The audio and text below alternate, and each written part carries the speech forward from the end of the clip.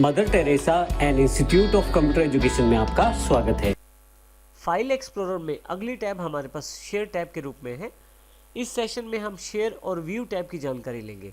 सबसे पहले हम शेयर टैब की बात करते हैं। शेयर टैब में सेंड ग्रुप अवेलेबल है आपके पास। सबसे पहली कमांड इस पर शेयर की है।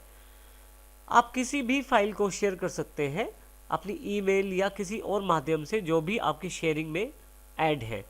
जैसे कि मैं इस सैम्पल फाइल को शेयर करना चाहता हूं, तो जैसे ही मैं फाइल को सिलेक्ट करूंगा शेयर ऑप्शन इनेबल हो जाएगा। अगर मैं इसको क्लिक करूंगा तो जो भी ऑप्शन आपके पास शेयरिंग के लिए अवेलेबल है उनके साथ आप अपनी इस फाइल को शेयर कर सकते हैं। जैसे कि अभी यहाँ पे मेरे पास मेल ऑप्शन अवेलेबल है शेयरिंग के लिए। इसके अलावा शेयरिंग में जैसे वन ड्राइव ऑप्शन भी अवेलेबल रह सकता है और इसके अतिरिक्त भी बहुत सारे ऑप्शंस रहते हैं शेयरिंग पे। तो जैसे ही मेल पे सिलेक्ट करूंगा और यदि मेल ऐप को मैंने अपने कंप्यूटर में सेटअप कर रखा है तो आसानी से इसको मैं शेयर कर सकता हूं। मैं यहाँ से अभी बैक आके वापस आ जाता हूँ। आप डायरेक्टली यहाँ से ईमेल कर सकते हैं, सेम बॉक्स खुलेगा और यदि आपके पास पहले से सेटअप है तो आप आसानी से कर सकते हैं। आप किसी भी फाइल और फोल्डर को जिप भी कर सकते हैं आसानी से विंडोज 10 में, और फाइल एक्सप्लोरर के द्वारा आसानी से आप इसे कर सकते हैं। इसके लिए आपको केवल उस फाइल को या फोल्डर को सिलेक्ट करना है, जिप पे क्लिक करना है। आपके पास यहाँ एक नया फोल्डर अवेलेबल हो गया है जिसपे जिपर का साइन है और इसका अर्थ है कि आपका ये जो फाइल है वो इस फोल्डर के अंदर जिप हो चुका है। आपके पास जिप करने का एक फ़ायदा ये भी रहता है कि जिप करने से फाइल का साइज़ कुछ हद तक कम हो जाता है। मेल करते हुए सारी फाइलें एक बंधे हुए फोल्डर में जाते हैं, तो जिप करने के हमें काफ़ी सारे बेनिफिट रहते हैं।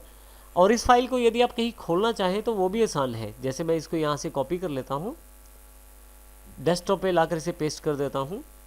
अब यहाँ पे यदि मैं इसको अनजिप करना चाहता हूँ तो राइट क्लिक करके एक्सट्रैक्ट ऑल करूँगा। एक छोटे से विजार्ड को मुझे एक्सट्रैक्ट करना है। आप देखेंगे कि यहाँ सैम्पल नाम से एक फ़ोल्डर आ गया है। मैं इसे क्लोज कर देता हूँ। सैम्पल नाम से एक फ़ोल्डर आ गया है। यदि मैं डबल क्लिक करके खोलूँ तो वो फाइल मेरे पास अवेलेबल हो जाएगी। तो इस प्रकार मैं जिप और अनजिप दोनों बड़ी आसानी से कर सकता हूँ फाइल एक्सप्लोरर का प्रयोग करते समय। मैं यहाँ से फिर से वापस आ जाता हूँ फाइल एक्सप्लोरर पे।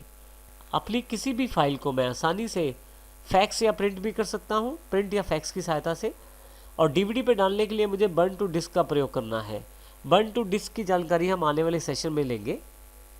इसके अतिरिक्त आप यहाँ किसी फाइल या फोल्डर को सिलेक्ट कर लें तो आप यहाँ पे शेयरिंग स्टॉप भी कर सकते हैं। मान लीजिए आप नेटवर्किंग एनवायरनमेंट में कार्य करते हैं और एक से ज़्यादा कंप्यूटर आपके साथ जुड़े हुए हैं, तो यदि आप स्टॉप शेयरिंग करेंगे तो इस फोल्डर का आप शेयरिंग नहीं कर पाएंगे, अर्थात दूसरी नेटवर्क ड्राइव से इस फोल्डर को एक्सेस नहीं किया जा सकेगा। इसके अतिरिक्त आप एडवांस सिक्योरिटी के अंतर्गत अपनी सेटिंग्स के अनुसार इस फोल्डर की सेटिंग्स कर सकते हैं, जिससे कि कोई भी यूज़र इसको एक्सेस कर पाए तो कितनी परमिशंस के साथ। तो इस प्रकार हमारे पास शेयरिंग के द्वारा हम सेटिंग्स कर सकते हैं फाइल एक्सप्लोरर में। अगली टैब हमारे पास व्यू टैब के रूप में अवेलेबल है फाइल एक्सप्लोरर में। यहाँ पे मैंने कुछ पिक्चर्स को पेस्ट कर दिया है ताकि कुछ चीज़ों की जानकारी हमें आसानी से यहाँ से मिल सके। सबसे पहले यदि आप लेफ्ट साइड पे देखें तो सबसे पहला जो ग्रुप है वो पेन्स के रूप में है। नेविगेशन पेन जो आपके लेफ्ट साइड पे दिखाया जा रहा है ये नेविगेशन पेन है। यदि मैं इसको क्लिक करके देखूँ तो काफ़ी सारी ऑप्शंस हैं। यदि मैं नेविगेशन पेन को ऑफ कर दूँ तो यहाँ से ये पेन हट जाएगा। आप डायरेक्टली डबल क्लिक करके किसी भी फोल्डर या फाइल को एक्सेस कर सकते हैं। दोबारा क्लिक करने पर नेविगेशन पेन चेक करने पर फिर से ये नेविगेशन पेन अवेलेबल हो जाएगा। नेविगेशन पेन का आप साइज़ बड़ा और छोटा कर सकते हैं अपनी आवश्यकता अनुसार। इसके लिए माउस यहाँ बॉर्डर के बीच में रखें, लेफ़्ट या राइट साइड की तरफ मूव करें तो आपके पास नेविगेशन पेन का एरिया बढ़ जाएगा। इसके अतिरिक्त आप यहाँ से प्रीव्यू पेन को ऑन कर सकते हैं। प्रीव्यू पेन पे क्लिक करते ही यहाँ पे राइट हैंड साइड पे एक बॉक्स अवेलेबल हो गया है। हालांकि अभी मैंने किसी फाइल को सिलेक्ट नहीं किया है, इसलिए कोई भी प्रीव्यू अवेलेबल नहीं है। जैसे ही यहाँ मैं किसी फाइल को क्लिक करता हूँ उसका प्रीव्यू मुझे यहाँ मिलना शुरू हो जाता है। डिटेल्स पेन पे क्लिक करते ही मुझे उस पर्टिकुलर फाइल की पूरी डिटेल्स अवेलेबल हो जाती है। जैसे जो पिक्चर मैंने क्लिक किया है उसका type of file PNG file है, कौन सी डेट पे ये खींचा गया, डायमेंशंस क्या है, साइज़ क्या है, और इस तरह की काफ़ी सारी छोटी छोटी जानकारी आपको मिलती है। आप डिटेल्स पेन और प्रीव्यू पेन को जहाँ से क्लिक करके इनेबल करते हैं वहीं से आप इनको डिसेबल कर सकते हैं, अर्थात यहीं से आप इनको हटा भी सकते हैं। नेक्स्ट ग्रुप जो अवेलेबल है वो लेआउट के रूप में है। आपके पास जो आइकॉन्स या लिस्ट दिखाई जा रही है नीचे, फाइल्स या फोल्डर्स की उनकी आइकॉन सेटिंग कर सकते हैं आप यहाँ से।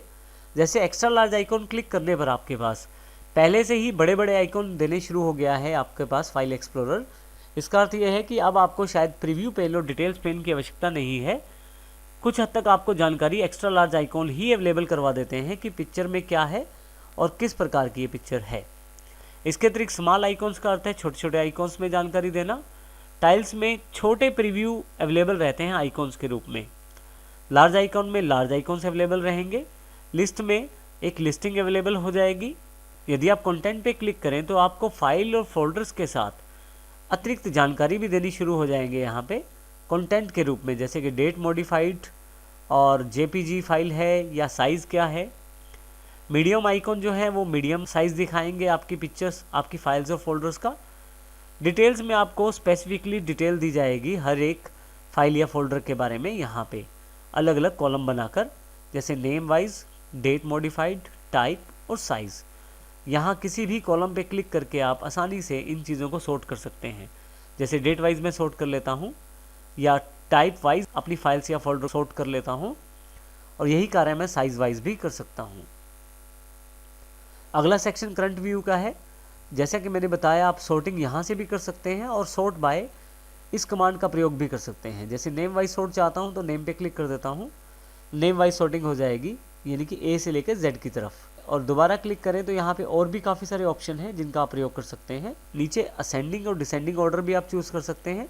जैसे मैं डिसेंडिंग चुन लूँ तो देखिए जेड से ए की ओर आपकी सॉर्टिंग हो जाएगी। जैसे यहाँ एस अल्फ़ाबेट की तरफ से फाइलें पहले हैं और डी वाली बाद में हैं।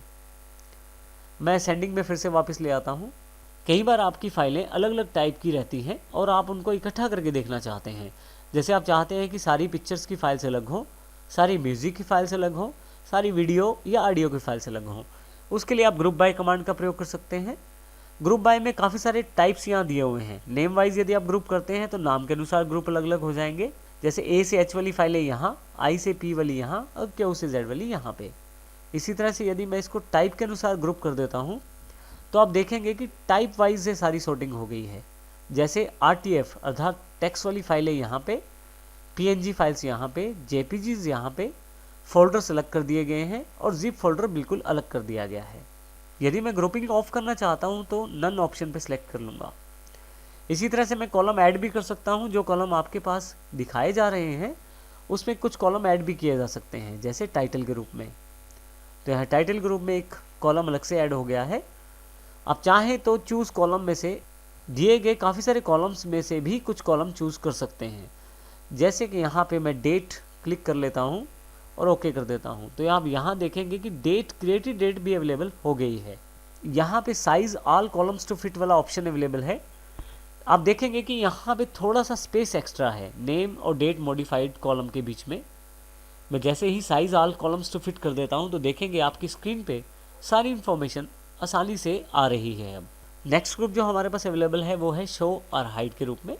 यदि आप यहाँ ध्यान दें तो आपके पास काफ़ी सारे फाइल्स और फोल्डर्स हैं।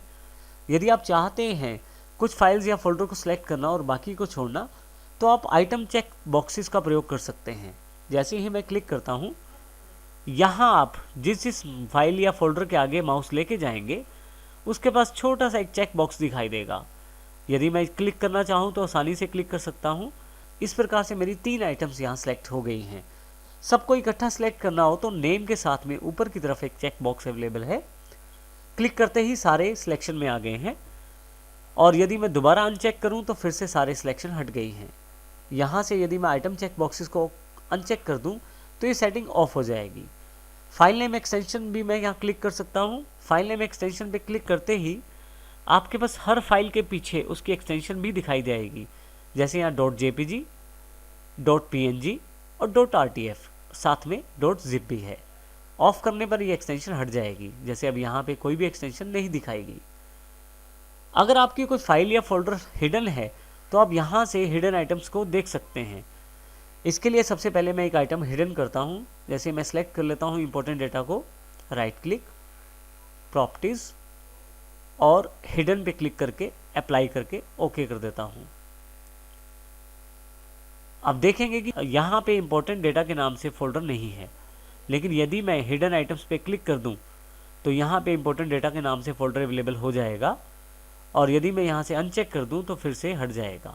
यहाँ पे आइटम को हाइड करने का एक तरीका और भी है। जैसे मैं सैम्पल फाइल को क्लिक कर लेता हूँ और हाइड सिलेक्टेड आइटम पे क्लिक कर देता हूँ, तो आप देखेंगे कि वो आइटम भी हाइड हो गई है। हिडन आइटम्स को देखने के लिए आप यहाँ पे क्लिक करें तो आपके पास अब 2 आइटम्स यहाँ पे एक्स्ट्रा अवेलेबल हो गई हैं। अगर आप किसी फाइल को अनहाइड करना चाहते हैं तो राइट क्लिक करें, प्रॉपर्टीज़, हिडन चेक बॉक्स को अनचेक कर दें, अप्लाई और ओके कर दें। आपकी ये आइटम फिर से अनहाइड हो जाएगी। इसी तरह से यहाँ पे मैं इस फाइल को भी प्रॉपर्टीज़, हिडन से अनचेक कर देता हूँ, अप्लाई करके ओके कर देता हूँ। लास्ट ऑप्शन जो हमारे पास ऑप्शंस के रूप में है, आप चेंज फोल्डर और फाइल्स के ऑप्शन को सेट कर सकते हैं। ये बिल्कुल वही ऑप्शन है जो हमने फाइल में इनिशियली सबसे पहले किया था। इस प्रकार से हम फाइल एक्सप्लोरर के सभी ऑप्शंस की जानकारी लेकर फाइल एक्सप्लोरर को एक प्रभावशाली रूप में इफेक्टिव वे में प्रयोग कर सकते हैं।